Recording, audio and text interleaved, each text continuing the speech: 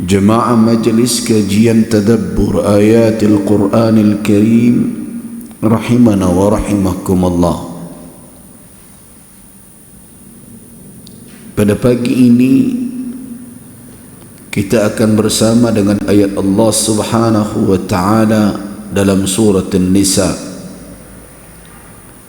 yaitu ayat 40 sebagai kelanjutan dari kajian kita pekan yang lalu. Saya bacakan ayat itu, perhatikan dan dengarkanlah dengan baik. A'udzubillahi minasyaitonir rajim. Innallaha la yadhlimu mithqala dzarrah. Innallaha la yadhlimu mithqala dzarratin wa in taku hasanatan yudha'ifha wa yu'ti min ladunhu ajran 'azima.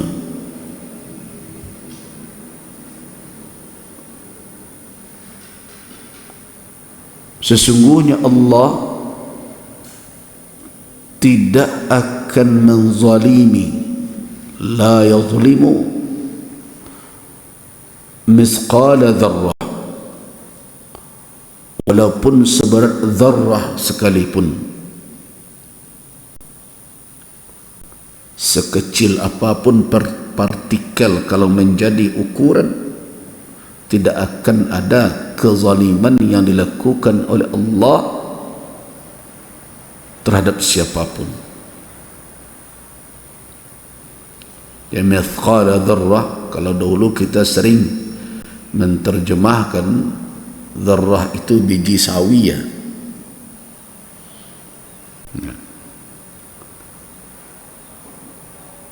Namun kalau kita kaji lebih dalam, makna zarrah itu bisa dipakaikan kepada partikel terkecil sekalipun.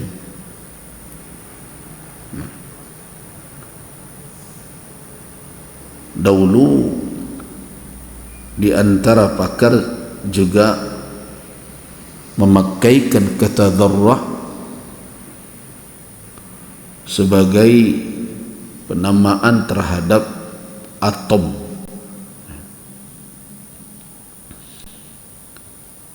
Nah, berarti partikel sekecil apapun kalau dijadikan ukuran kemudian dikaitkan dengan apakah Allah Subhanahu wa taala akan menzalimi hamba, jawabannya sekecil apapun ukuran yang bisa kamu jadikan sebagai timbangan, Allah Subhanahu wa taala yakinlah tidak akan melakukan kezaliman sedikit pun, walau dengan ukuran terkecil yang ada di dalam timbanganmu.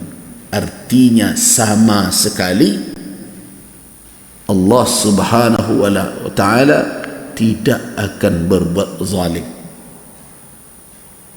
Itu maknanya, sama sekali Allah Subhanahu wa taala tidak akan berbuat kezaliman.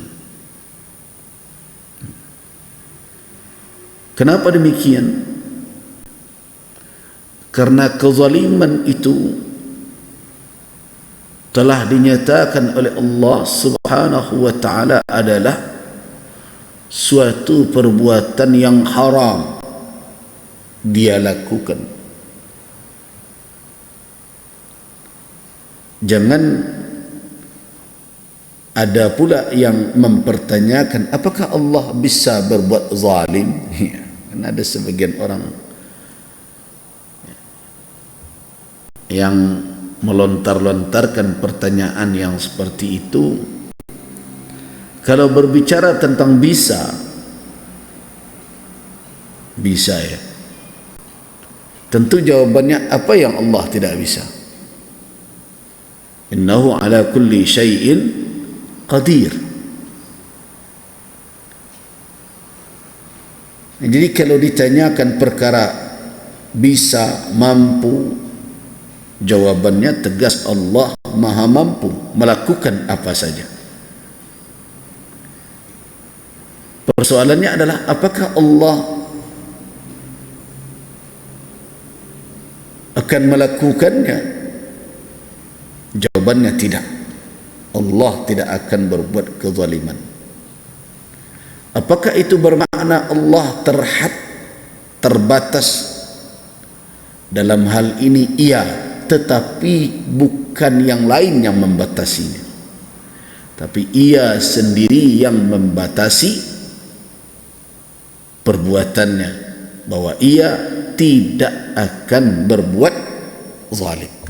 Nah, itu bukan berarti menunjukkan Allah lemah dan tidak mampu. So, kenapa baru suatu zat dikatakan tidak mampu ketika dia dibatasi oleh unsur di luar dirinya? Tapi kalau seseorang mampu melakukan sesuatu kemudian dia tidak ingin melakukannya, itu tidak menunjukkan dia lemah.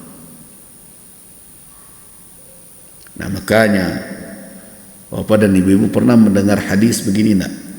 Laisa syadidu bis sur'ah. Kekuatan itu, kehebatan itu bukanlah ditunjukkan dengan apa? Dengan sur'ah, dengan perkelahian. Tetapi innama syadid, yang dikatakan orang yang kuat, siapa orang itu? Alladhi yamliku nafsahu indal ghadabi. Pernah mendengar itu kan? Orang yang kuat itu bukan orang yang bisa mengalahkan orang dalam perkelahian, di dalam pertarungan. Tapi orang yang kuat itu siapa? Orang bisa mengendalikan dirinya ketika marah. Nah, kenapa dikatakan syadid? Kenapa dikatakan orang itu hebat, kuat, tidak lemah? Padahal dia tidak bisa melampiaskan kemarahan. Bukan tidak bisa, tetapi dia tidak mau. Kemampuan itu ada, tapi dia batasi dirinya untuk melampiaskannya. Nah, begitu juga Allah Subhanahu wa taala ala kulli syai'in qadir, mampu. Kalau berbicara mampu, Allah Maha mampu melakukan apa saja. Jangankan berbuat kezaliman, menghancurkan alam semesta saja Allah mampu. Tapi kenapa Allah tidak melakukan kezaliman? Bukan karena dia tidak punya kemampuan, tetapi karena dia tidak mau berbuat zalim. Nah, dari mana kita tahu Allah Subhanahu wa taala tidak ingin berbuat zalim? Perhatikan hadis Nabi sallallahu alaihi wasallam yang beliau sampaikan, riwayat dari Allah Subhanahu wa taala, hadis qudsi yang sahih dalam riwayat al-Imam Muslim dari Abi Dzar Al-Ghifari radhiyallahu anhu an Nabi sallallahu alaihi wasallam fima rawa 'anillahi tabaraka wa ta'ala, dari Nabi sallallahu alaihi wasallam di mana beliau meriwayatkan dari Allah Subhanahu wa taala bahwasanya Allah annahu qala, Allah Subhanahu wa taala berfirman. Kalau begini redaksi hadis itu namanya hadis qudsi. Kenapa dikatakan hadis qudsi? Karena ada nisbah kepada Allah. Allah Subhanahu wa taala mengatakan, tetapi dia tidak masuk ke dalam Al-Quranul Karim. Nah, apa kata Allah Subhanahu wa taala dalam hadis qudsi tersebut? Ya ibadi, wahai hambaku, wahai hamba-hambaku, inni haramtu zulma ala nafsi, sesungguhnya aku mengharamkan kezaliman atas diriku. Allah Subhanahu wa taala mengharamkan atas dirinya berbuat zalim. Itu maknanya Allah Subhanahu wa taala ala kulli syai'in qadir, maha mampu, tapi ia tidak berkeinginan dan tidak berkemauan, bahkan mengharamkan kezaliman itu muncul darinya. Wa ja'altuhu bainakum muharrama, dan aku jadikan kezaliman itu antara kamu diharamkan. Jadi Allah haramkan kezaliman atas dirinya. Dia nyatakan bahwa dia haram melakukan kezaliman. Kemudian ia katakan bahwa kezaliman antar kamu sekalian juga haram. Nah, saya teringat kajian tadi pagi setelah salat subuh. Kami tadi mengaji tentang apa? Tentang kezaliman penghalang hidayah Allah.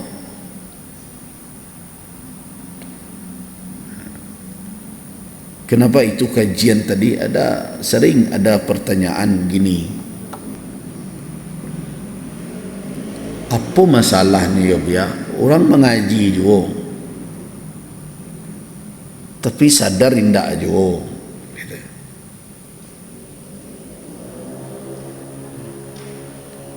Kalau kita renung-renungkan, pengajian ini di mana-mana.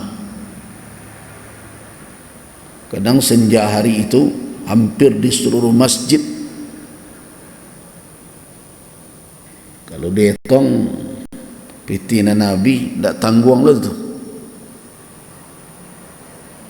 Tapi kenapa tidak tampak perubahan yang signifikan? Bahkan orang-orang yang mendengarkan kajian itu pun kadang tidak mendapatkan petunjuk dari apa yang dia dengar. Nah, itulah kajian tadi pagi. Nah, kemudian kita berbicara tentang hidayah. Kita jelaskan hidayah ada 3, ada hidayah fitrah, ada hidayah ad-dalalah, dan ada hidayah taufik. Jadi persoalan yang mendasarnya adalah ada pada hidayah yang ketiga. Hidayah taufik ada.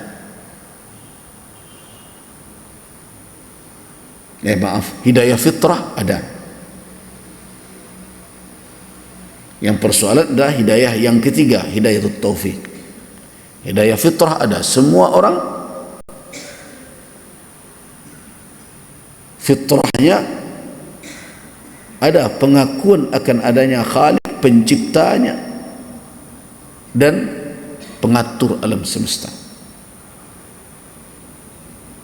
Nah, merujuk kepada ayat Allah, wa idh akhadha rabbuka min bani adam min zuhurihim, tatkala Tuhanmu mengambil anak cucu Adam ini dari zuhur, dari punggung mereka, dzurriyyatahum wa ashhadahum ala anfusihim, dan meminta kesaksian mereka atas diri mereka sendiri, alastu bi rabbikum, bukankah aku Tuhanmu? Apa jawaban seluruh zurriyah itu? Qalu bala syahidna. Nah, itu dibawa oleh setiap anak yang lahir. Itu yang dikatakan oleh Nabi dalam hadis, kullu mauludin yuladu 'alal fitrah. Setiap anak yang lahir itu terlahir di atas fitrahnya. Ada fitrah, ada dasar karakter di dalam dirinya, itu pengakuan terhadap adanya Rabb. Adanya Rabb. Rabb itu maknanya apa? Khalik, pencipta, pengatur alam semesta ini. Ada Rabb. Itu dibawa oleh setiap anak yang lahir. Berarti hidayah fitrah sudah. Hidayah dalalah juga sudah sampai. Al-Quran hudan. Dzalikal kitabu la raiba fi hudan lil muttaqin. Al-Quran itu hudan.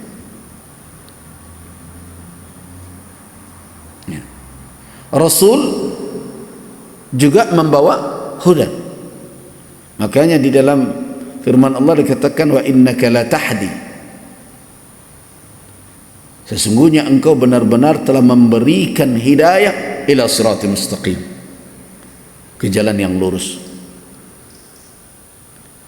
Artinya hidayah dalalah, petunjuk ke jalan yang benar, ke jalan keselamatan sudah ada. Nah, masalahnya adalah tidak semua yang mendapat petunjuk itu tersadar dan menerimanya. Nah, ini yang jadi persoalan. Tidak semua orang yang disodorkan hidayah kepadanya menjadi muhtadin, menjadi orang yang menyadari dan mengambil petunjuk itu, menerimanya. Mengapa? Nah, itu pertanyaannya. Hidayah yang terakhir itu tidak bisa diberikan oleh siapapun. Kalau hidayah fitrah ada pada setiap manusia. Hidayah dalalah bisa diberikan oleh Nabi Al-Quranul Karim. Para da'i membawa hidayah. Tetapi hidayah menerima petunjuk-petunjuk tersebut, terbukanya hati seseorang, bersesuaiannya antara petunjuk yang datang dengan kesadaran yang muncul di dalam diri. Nah, ini kesesuaian itu dikatakan hidayatut taufik namanya. Nah, hidayah taufik itulah yang tidak banyak didapat. Kenapa? Nah, tentu ada faktornya. Yang kita tahu bahwa hidayatut taufik itu hanya adalah kewenangan hak Allah Subhanahu wa taala. Nabi pun tidak bisa memberikannya. Makanya apa kata Allah ketika Nabi sallallahu alaihi wasallam bersedih tidak bisa memberikan hidayah kepada paman beliau Abu Talib. Innaka la tahdi, innaka la tahdi, la-nya panjang ya. La di situ maknanya nafi, tidak. Sesungguhnya engkau Muhammad tidak bisa memberikan hidayah man ahbabta, orang yang engkau cintai. Walaupun engkau sangat harap, tapi la tahdi, engkau tidak bisa. Kenapa? Walakin Allah yahdi man yasha. Kenapa? Karena Allah lah yang memberikan hidayah kepada siapa yang dikehendakinya. Hidayah apa namanya? Hidayatut taufik. Nah, karena hidayah taufik ini hanya dalam kuasa Allah Subhanahu wa taala, tidak ada kemampuan makhluk untuk memberikannya. Nah, tentu yang berhak, yang mampu memberikan itu hanyalah Allah. Tetapi yang perlu kita kaji apa? Bahwa Allah Subhanahu wa taala menunjukkan kepada kita sebab-sebab untuk mendapatkan hidayah taufik itu. Salah satunya adalah mendengarkan hidayah dalalah. Itu sebabnya orang kalau nak dapat hidayah dari Allah, yo dengar pula lah hidayah nan disarahkan, nan dijalihkan oleh pembawa hidayah. Apa itu? Dengan ceramah. Itu adalah asbab, jalan untuk apa? Untuk mendapatkan hidayah taufik. Baca Al-Quran itu jalan untuk mendapatkan hidayah taufik. Nah, di samping ditempuh jalannya, tentu segala nan menghalang, segala penghalang hidayah tiba itu disingkirkan. Segala yang menghalangi hidayah datang disingkirkan.